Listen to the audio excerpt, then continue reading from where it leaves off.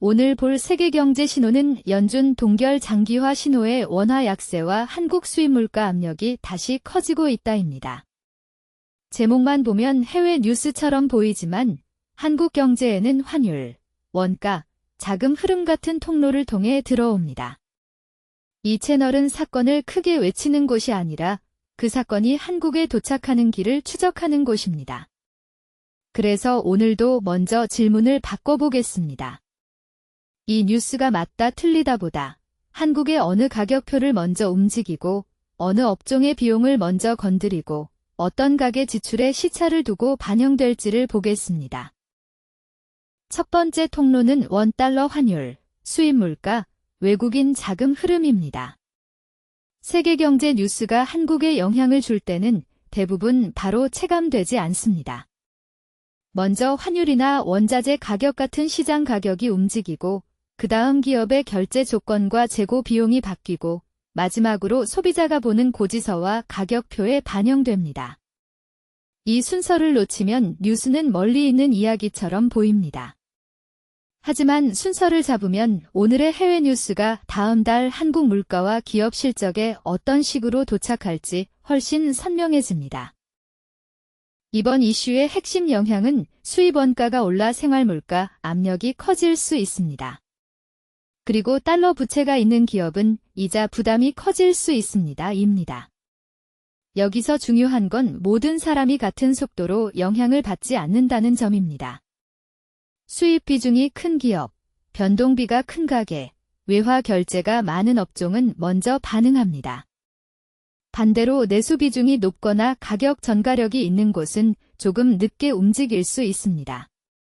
그래서 경제 뉴스는 평균으로 보면 흐릿하지만 누가 먼저 비용을 떠안는지 보면 갑자기 입체적으로 보입니다.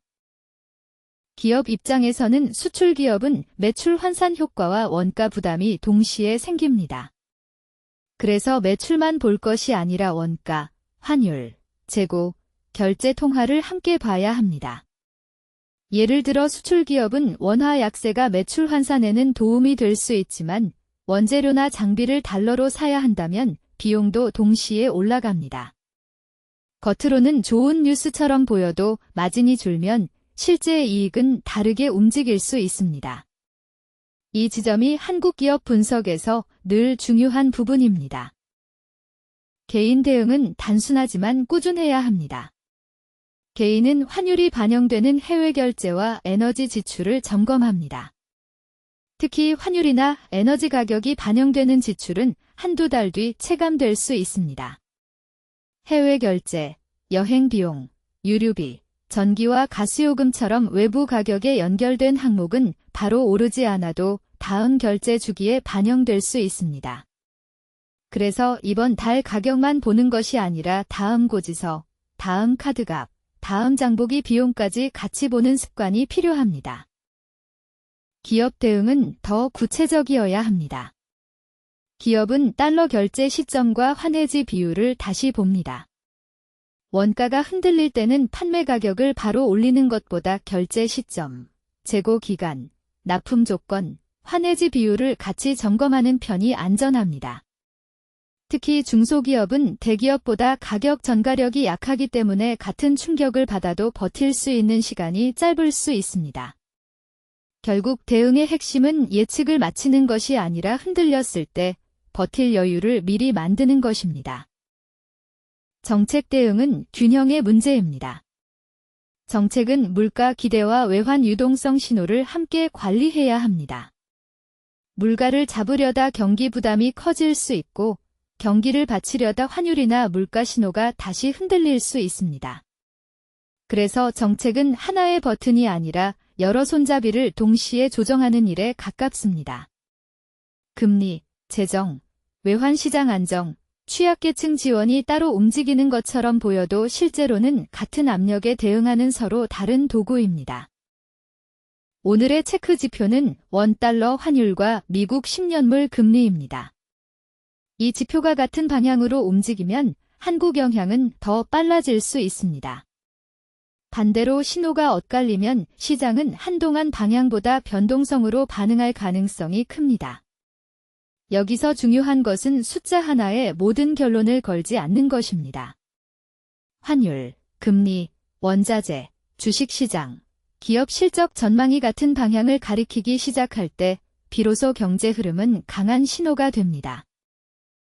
투자자 관점에서는 거시경제와 미시경제를 분리해서 보면 안 됩니다. 거시경제는 바람의 방향이고 미시경제는 실제 배가 얼마나 잘 버티는지에 가깝습니다. 같은 환율 충격도 어떤 기업에는 매출 환산 이익이 되고 어떤 기업에는 원가 부담이 됩니다. 그래서 좋은 투자 판단은 큰 지표를 본 뒤에 반드시 기업의 가격 전가력, 부채 구조, 재고 부담, 경쟁 강도를 확인하는 순서로 이어져야 합니다. 특히 한국 경제에서는 수출, 에너지, 반도체, 금융시장 신호가 서로 얽혀 있습니다. 달러가 강해지면 외국인 자금 흐름이 바뀔 수 있고 유가가 오르면 수입 물가와 운송비가 움직일 수 있으며 기술 규제가 생기면 특정 업종의 주문과 마진이 동시에 흔들릴 수 있습니다. 이때 중요한 것은 하나의 뉴스에 반응하는 것이 아니라 여러 지표가 같은 방향을 가리키는지 확인하는 것입니다. 실전 체크리스트는 4가지입니다. 첫째, 이 뉴스가 환율, 금리, 원자재, 물류 중 어느 가격을 먼저 움직이는지 봅니다. 둘째, 그 가격이 한국 기업의 매출보다 비용에 먼저 닿는지 확인합니다. 셋째, 개인 생활비에는 카드값, 에너지 비용, 해외 결제 중 어디로 들어오는지 봅니다. 넷째, 정책 대응이 시장 불안을 줄이는지 아니면 비용 부담을 뒤로 미루는지 구분합니다. 정리하면 세계 경제 뉴스는 멀리 있는 이야기가 아닙니다. 한국에 들어오는 통로를 찾으면 내 생활비, 내가 일하는 업종, 기업의 마진, 정부의 정책 선택지가 조금 더 선명해집니다. 오늘의 핵심은 공포가 아니라 경로입니다. 어떤 뉴스가 나왔는지보다 그 뉴스가 어떤 통로를 타고 들어오는지, 그리고 누가 먼저 비용을 부담하는지를 보는 것이 훨씬 실용적입니다. 이 채널은 단정적인 투자 결론보다 판단 도구를 만드는 데 집중합니다.